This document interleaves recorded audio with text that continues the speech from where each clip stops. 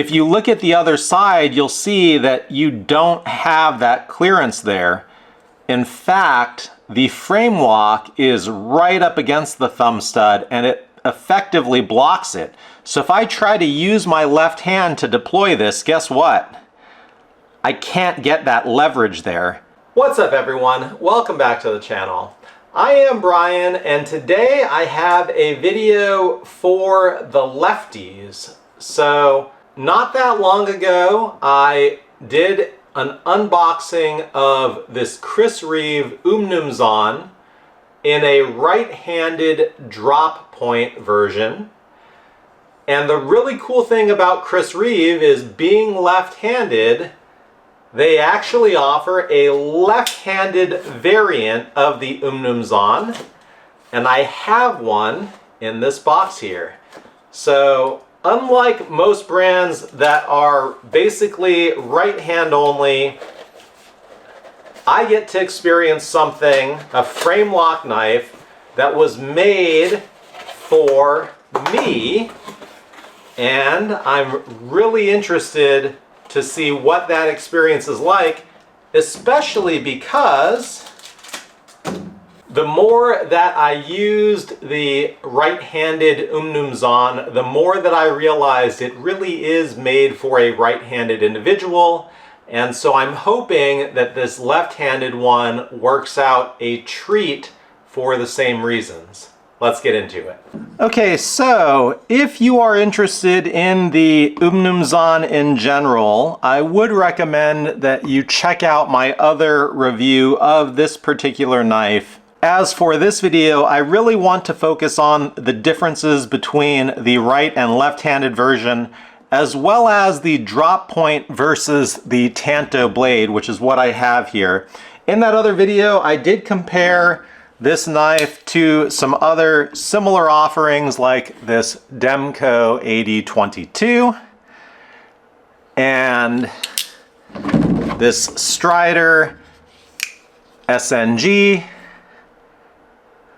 But again, for this video, I really want to compare this Chris Reeve to the Chris Reeve that is in this box. So let's get into this one. This is an Umnumzaan Left-Handed Tanto UMN 1003 CPM MagnaCut with titanium scales. As with the other one, I'm expecting all the bells and whistles that come with a typical Chris Reeve. So we've got a lot of information. Blade, MagnaCut Tanto. We've got the extras with the Allen wrenches and the fluorinated grease and Loctite. But what really matters here is the knife itself. Got the microfiber. And here we go. So very familiar right off the bat. Exact same texture, exact same milling through the handle. Looks largely identical, except for the inversion of being left-handed. So you can see the difference is for the right-handed version, you've got the frame lock on the other side. So left-handed, you switch it over. So they've basically mirrored this knife to this.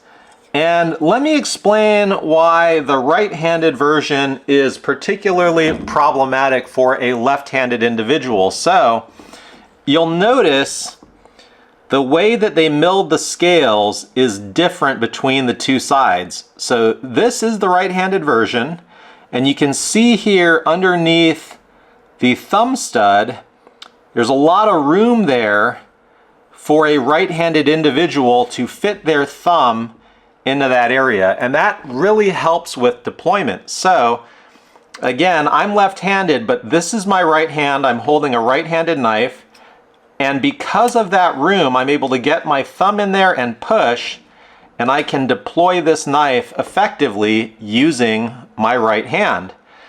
If you look at the other side, you'll see that you don't have that clearance there.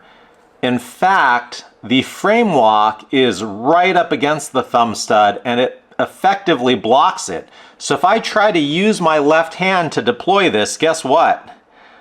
I can't get that leverage there. Can I make it work? I mean, honestly, it is a pain. It is very, very difficult. So this is a right-handed knife designed truly for right-handed deployment. And that isn't true of all frame lock knives that are designed for right-handed people, because, as an example, I've got this Strider here. You can see the frame lock is on the same side. This is a right-handed knife, but using my left hand, I can get my finger in the thumb hole and I can deploy it very effectively. So, not all right-handed knives are made the same, and in fact, this Chris Reeve right-handed knife is truly made for right-handed people. So the question of the day, knowing that now, with this kind of area underneath available for my left-handed thumb, am I going to be able to deploy this knife nicely, where for the right-handed version I was not able to?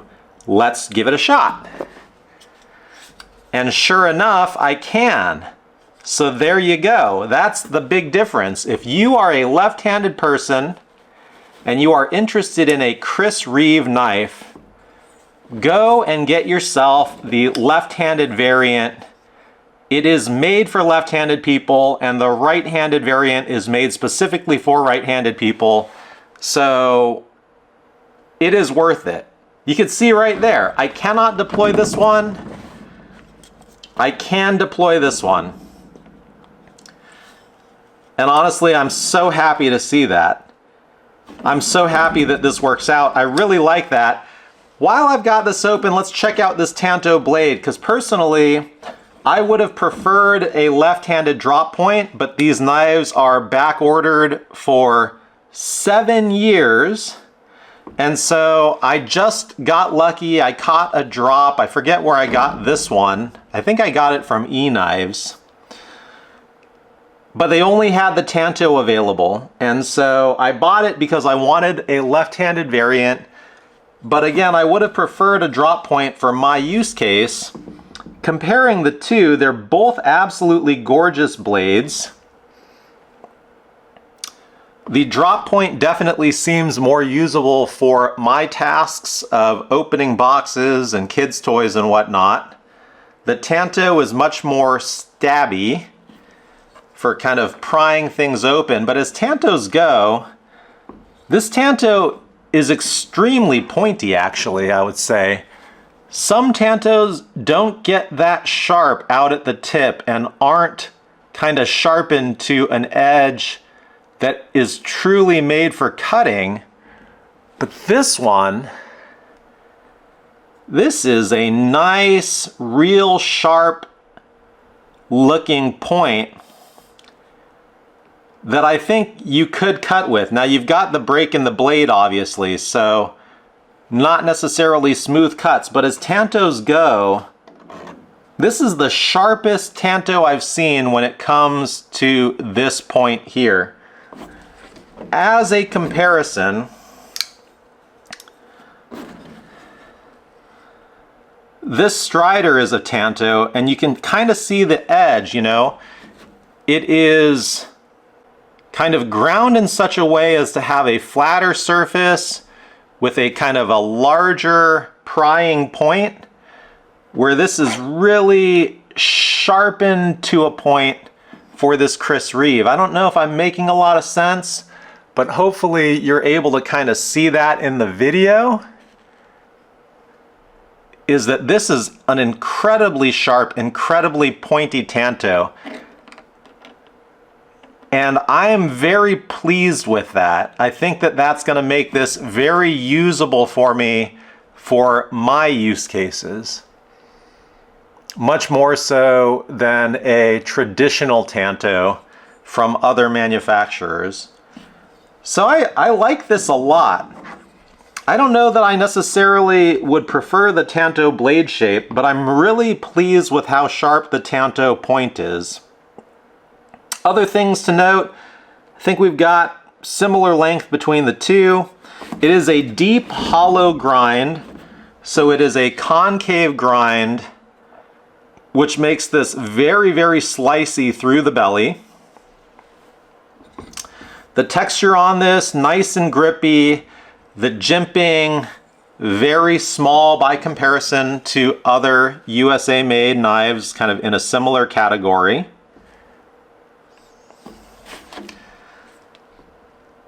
Very nice everyday carry size. The weight on this feels like it's not going to be too heavy. 5 ounces. I feel like that's heavier than the drop point. Oh, 5 ounces. All right, well, there we go. So identical to the drop point. Similar lanyard that is just okay in my opinion. Very nice clip. Looks just like the body in terms of the texture and the feel. Idaho made, glass breaker, cut from the same blade, MagnaCut material. Again, this is slightly different than what you'd get in a traditional glass breaker if we were to look at something like the Demco Shark Attack, where you've got a carbide point that is made intentionally to break glass. This will probably be more effective than what you get out of this, but still nice that they included it. We've got the O-rings on the thumb stud to kind of silence the motion. One of the big things that caught me off guard with the other Umnumzaan was how quiet it was when I opened it. Same thing here, it's just silent. It is silent when you open it, which is very atypical for a knife. Again, normally you get a click or a clack, and on this you get nothing. Quality is on point. They do what they do it very well. I am very impressed with this. Between the two, obviously, it makes sense, being left-handed, to keep the left-handed variant, so that's probably what I will be doing. And I think that's all I've got for this one. So, in conclusion, if you are left-handed, go for the left-handed made-for-you version. In terms of the blades, the drop point is far more traditional, but I think the Tanto will be surprisingly usable as well. Anything left? Let's just get the length on this real quick. We are at about 8.5 inches long, about not quite 4 on the blade, maybe 3 3/4, 3.5 on the cutting edge, and just a really quality staple piece for the collection. Definitely something that can be used every day, but give you that very premium quality feel that you would expect out of a USA made knife. Let me know what you think of this knife in the comments. I would love to hear from you. That's all I've got for this one. Thank you for watching. I appreciate you, and I will see you at the next one soon.